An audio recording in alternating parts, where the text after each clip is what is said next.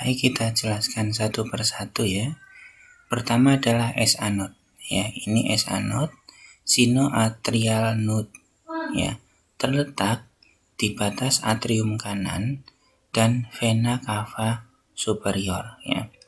Di sini sel-sel dalam S anode ini memiliki impuls yang otomatis, tidak terpengaruh oleh kondisi luar ya. Nah, impuls dari S anode ini berdenyut 60 sampai 100 kali per menit. Kemudian S anode ini akan menyebarkan impulsnya ya melalui jalur-jalur intrinsik ya, ke atrium kanan dan ke atrium kiri ya. Kemudian diperkuat kembali oleh AV node ya, atau atrioventricular node nih ya. AV node ya, ini AV node. Ya, AV node ini terletak di septum internodal sebelah kanan di atas katup tricuspid ya. Ini katup tricuspid ya, ini di atasnya katup tricuspid.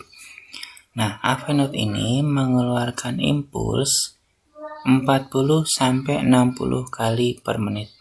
Ya, fungsinya AV node ini merilai dari S anode ya, sehingga impuls yang keluar dari S anode ini ditangkap oleh AV node kemudian disalurkan kembali ya. Nah, ini kemudian karena AV node mengeluarkan impuls yang lebih rendah, maka impuls ya dari S anode ya, bila S anode rusak, maka impuls akan dikeluarkan oleh AV node ya. Misalnya di sini S anode rusak, maka AV akan mengeluarkan impuls itu sendiri, yaitu 40 sampai 60 kali per menit ya. Nah, ini yang namanya aritmia kalau impulsnya hanya dari AV node.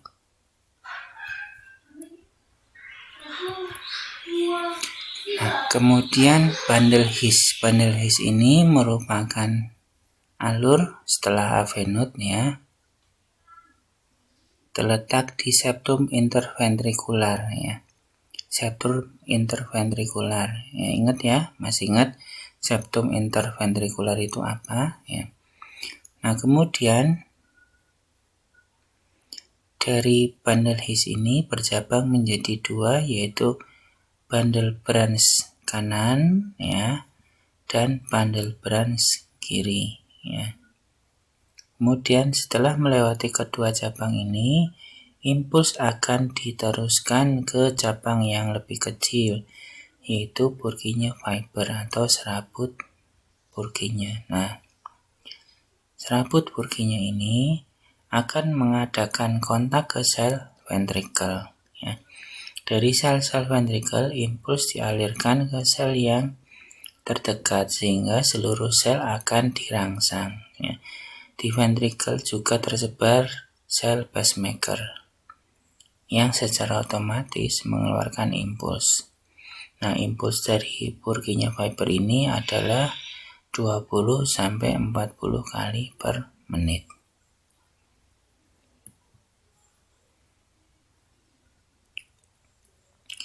Nah, ini gambarannya ya. Ini S anode, kemudian ini ke kanan, kemudian ke kiri ya. Kemudian AV node ya, kemudian bundle His, bundle branch Purkinje fiber. Nah, ini contoh denyutannya ya.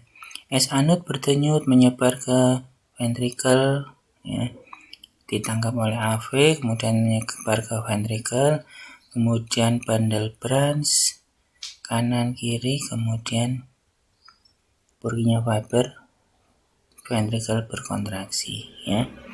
S anode kemudian ditangkap AV node melalui bundle His, bundle branch ya, bundle branch kanan, bundle branch kiri, Purkinje fiber, kemudian berdenyut ya. Oke, sekarang kita membahas tentang pembuluh darah. Ya. Pertama adalah arteri dan vena, kedua kapiler, ketiga vena. Ya. Perlu kita ingat ya, penamaan arteri itu adalah pembuluh darah yang membawa darah atau yang mengalirkan darah keluar jantung atau menjauhi jantung. Kapiler ini tempat pertukaran oksigen dan nutrisi ke sel. Ya. Kemudian vena membawa darah ke jantung. Ya, pokoknya segala pembuluh darah yang membawa darah ke jantung itu dinamakan vena. Nah, ini pembagiannya ya dari jantung, ya kemudian ke arteri, muskular arteri, arteriola, ya. Kemudian kapiler, venula, dan vena. Nah, ini struktur dari anatomi pembuluh darah, ya. Di sini arteri. Arteri ini lebih tebal dibandingkan vena, ya. Tuh, nih sini lapisannya ada tunika intima yang paling dalam, ya, endotelium, ya. Tunika intima, tunika media, dan tunika eksternal. Nah, di sini tunika medianya arteri lebih tebal karena dia untuk berkontraksi, ya. Dan tekanannya tinggi sehingga arteri ini lebih tebal. Kemudian vena, ya, vena ini lapisannya lebih tipis, ya. Sama ada tunika intima, tunika media, dan tunika eksternal. Nah, di sini karena tekanannya lebih rendah, ada semacam katup, ya, di pembuluh darah vena supaya aliran darahnya searah, ya, sehingga tidak terjadi aliran darah balik. Ini yang membedakan antara arteri dan vena, ya. Di dalam intimanya ada katup yang menjadikan aliran darah searah, ya. Nah, ini kapiler. Kapiler ini lebih tipis, ya. Dia sebagai tempat pertukaran kebutuhan sel, ya, oksigen dan nutrisi. Ya, endotelialnya lebih tipis. Ini arteri dan vena kalau dipotong melintang, ya. Ini lebih tebal, ya. Tunika eksternalnya, tunika medianya lebih tebal dibandingkan vena, kemudian tunika intima, ya. Nah, kemudian di sini terdapat katup di vena, ya. Kalau di arteri tidak terdapat katup. Nah, ini kalau penampangnya, ya, ada yang namanya elastis arteri. Elastis arteri ini di pembuluh darah besar. Tunika eksternal, ini tunika media, dan tunika intima.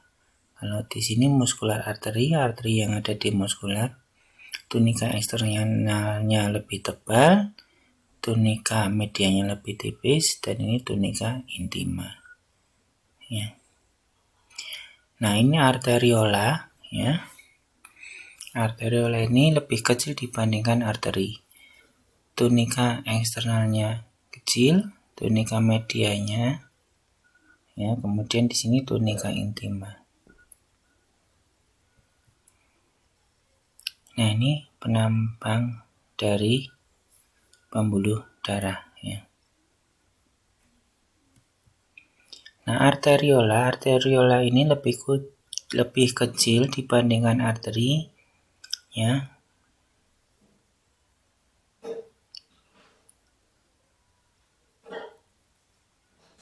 Dia berada di jaringan-jaringan muskular, ya, atau di jaringan-jaringan yang lain.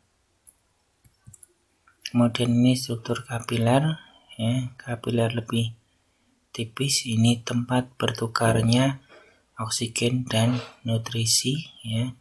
Kemudian karbon dioksida dan sisa-sisa metabolisme masuk ke pembuluh darah.